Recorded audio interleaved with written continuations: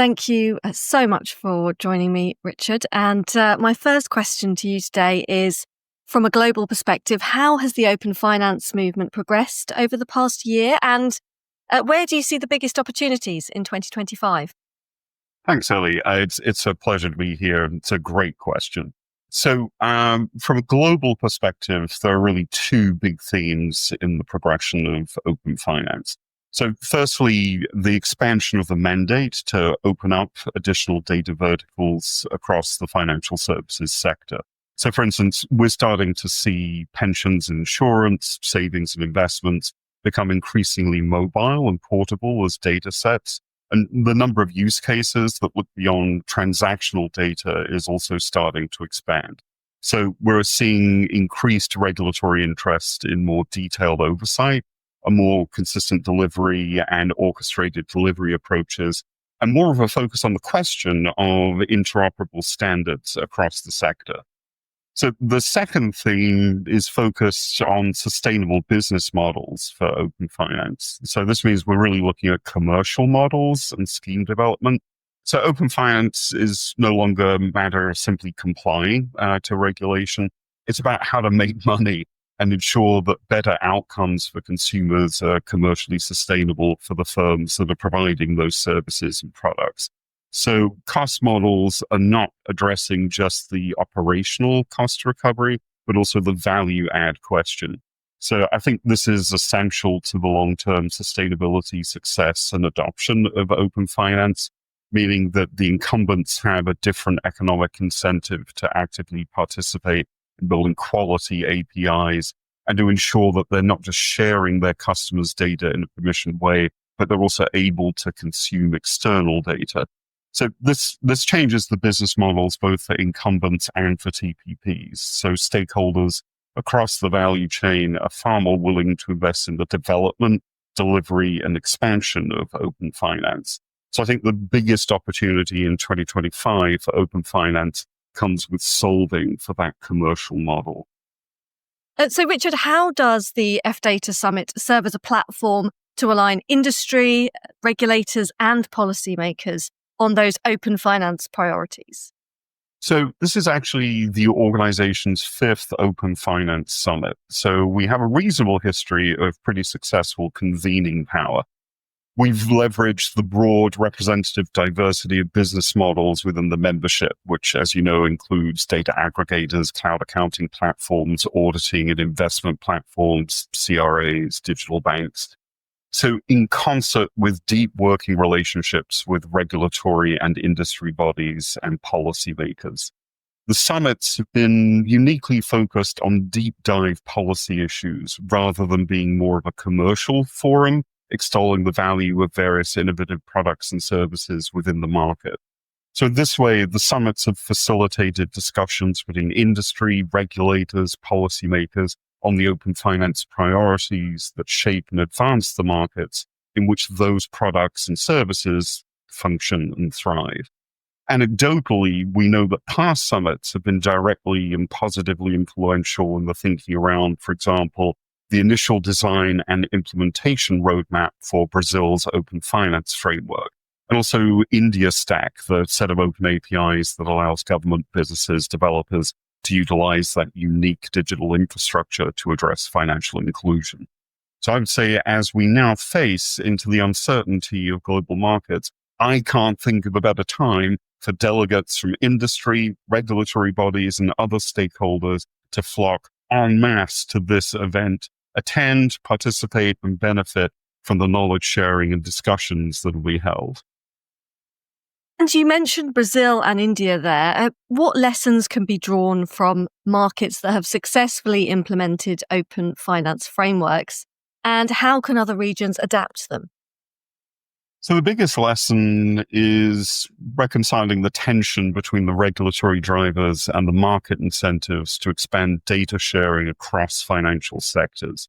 One thing we know for certain is that markets where the regulator has taken the helm have expanded open finance more quickly than those markets that are primarily industry-led.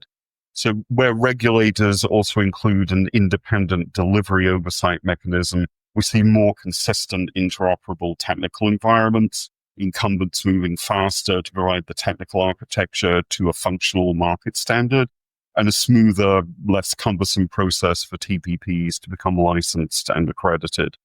We also see faster use case development and consumer adoption, given a different level and quality of trust that an active regulator can signal to the market.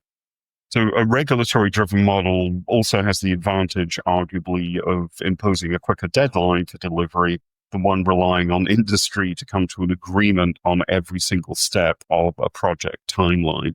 And it can obviously also provide in structure an external mediator when industry can't come to a consensus on its own. I want to ask you, what role does FDATA play, Richard, in shaping the future of open finance beyond regulation then, especially in areas like financial inclusion, embedded finance, and digital identity? So open finance has to move beyond regulation anyway. And again, the focus must be on ensuring a sustainable commercial model. So FDATA is already involved in the various forums in which these commercial conversations are being had. So it's no longer just about getting regulation in place that mandates data sharing. It's now about collaboratively designing with all stakeholders in the ecosystem a commercial model that allows everyone to make money and consumers to ultimately benefit from the new value propositions that each of those actors bring to the market. So as FDATA, we'll continue to act as proxy representatives for those firms that don't necessarily have the internal resources to be involved in all of those, and there are many crucial conversations. So, for example, digital identity is not most likely central to most of our members' daily business activities, but it is central to the success and expansion of open finance. FDATA can help shape how digital identity works for financial services, at the same time contemplating data access across other sectors like energy, communications, retail, transportation, even property. So digital identity, as you well know, is a key enabler for data sharing. Our members will eventually rely on digital identity to help stitch together data from across different verticals and different sectors going forward, even if their own value propositions don't rely on it necessarily today. So FDATA serves as a crucial link or a bridge between our members and the groups and the various forums in which this crucial enabler is being discussed, designed, and ultimately decided. Well, looking ahead, I was wondering how you see global interoperability efforts progressing.